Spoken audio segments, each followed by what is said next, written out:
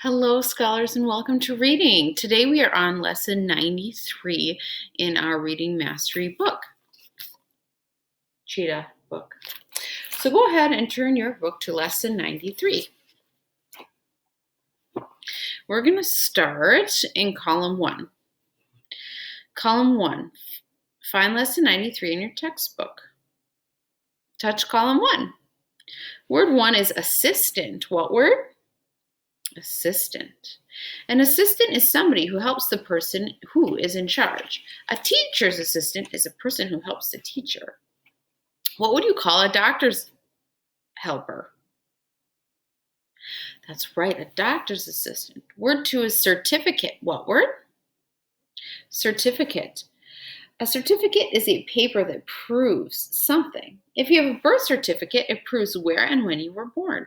A graduation certificate proves where you graduated and when you graduated. What's the word? Certificate. Word 3 is health. What word? Health. Your health means how well your body is. If you are in good health, your body is well. You're healthy. What word refers to how well your body is? Health. That's right. Word 4 says according. What word? According. If you do something that follows the rules, you are doing something according to the rules. If you do something that follows what somebody said, you are doing that thing according to what somebody said. So if she was doing things that followed the rules, she was doing things according to the rules. That's right. Word 5 is endurance. What word? Endurance tells how long you can keep doing something. So if you have a really high reading endurance, that means that you can read for a really long time. The word is endurance. What's the word? Endurance. That's right. Let's go through these words the fast way. Word 1, what word? Assistant. Good. Word 2, what word? Certificate. Word 3, what word? Help. Word 4, what word? According. Word 5, what word? Endurance. Very good. Let's go to column 2. These words have 2 parts to them. First, we're going to say the first part, and then we're going to say the whole word. Okay, here we go. Word 1, what's the underlined part? Night. What's the whole word? Nightmare. Word 2, what's the underlined part? X. Good. What's the whole word? Exchange. Very nice. Word 3, what's the underlined part? Stiffen. Good. What's the whole word? Stiffen. Very good. Word 4, what's the underlined part? Back. What's the whole word? Backwards. Good. Word 5, what's the underlined part? Inch. What's the whole word? Inched. Word 6, what's the underlined part? Exam. What's the whole word? Examined. All right. Find column 3. Word 1 says injure. What word? Spell injure. Get ready. I-N-J-U-R-E. Injure. Very good. Word 2 says pest. What word? Spell pest. Get ready. P-E-S-T. Pest. Very good. Word 3 says thorough. What word? Thorough. Let's spell thorough. T-H-O-R-O-U-G-H. Thorough. Very good. What's word number 4? Included. Word 5 says officials. What word? Word 6 says veterinarian. What word? Let's read these words the fast way. Word 1, what word? Word 2, what word? Word 3, what word? Word 4, what word? Word 5, what word? Word 6, what word? Very good. That was a lot of words to learn. Here we go. Find part B in your textbook. The error limit for this group reading is 13 errors, so make sure that you are listening really carefully for Mrs. Halverson's. mistakes. If I make over 13, then we are going to have to read it again. Here we go. Everybody touch the title. Everybody, what's the title? A practice run. Very good. Here we go. The sled was stuck against a rock on the slope. Susie patted Denali's head and said, "Watch carefully so you'll know what to do." Denali stiffened up as he tried to figure out what he was to watch. Chad said, "Wheel dogs, ha!" What does ha mean again? What command is ha? Do you remember? Ha means to go right, is the command to go right. Wheel dogs, ha! Denali jumped. At the same time, the pair of dogs just in front of the sled pulled hard to their right. The other dogs pulled up a little bit. The pulling turned the sled so that it was now facing almost uphill. It was no longer up against a rock. Now Chad shouted 2 more commands. "Ha!" he called out, and the lead dogs moved left. Then he shouted, "Mush!"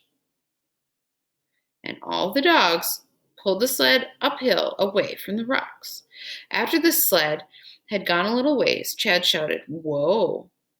stepped on the brake and got off the sled.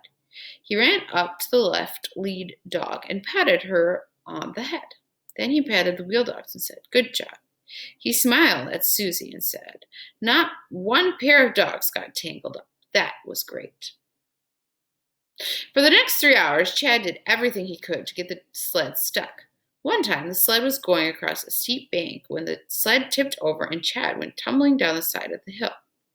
When he stopped rolling, he sat up, spit out some snow, and began to laugh. As Susie watched, she forgot that she was supposed to hold the leashes of the 2 dogs. When they saw Chad rolling down the hill, they thought Chad was playing, so they raced down the hill.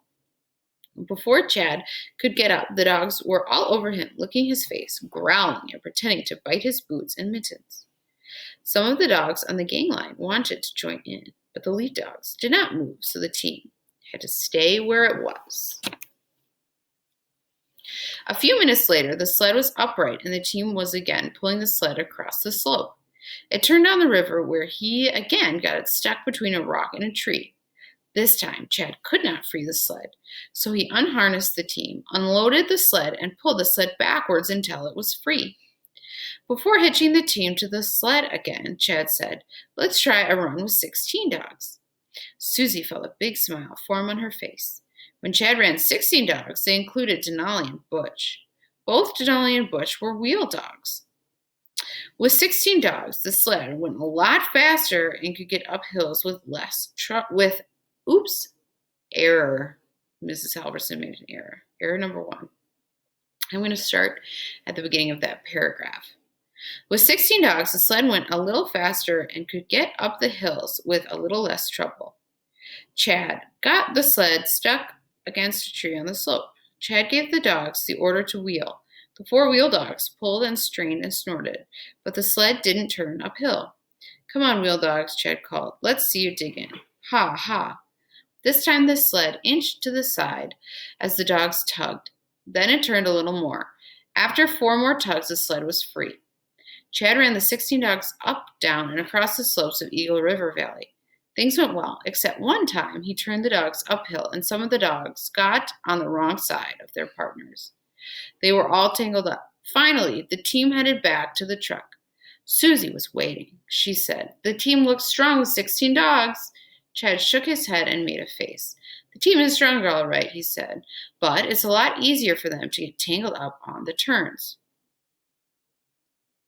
What was better about using 16 dogs instead of 14 dogs? That's right, they went faster. But what was the problem with using 16 dogs instead of 14 dogs? Yes, they got up a lot. They got tangled up more. Just before Chad dropped off Susie and Denali, Susie said, "Are you thinking about running 16 dogs in the Iditarod?"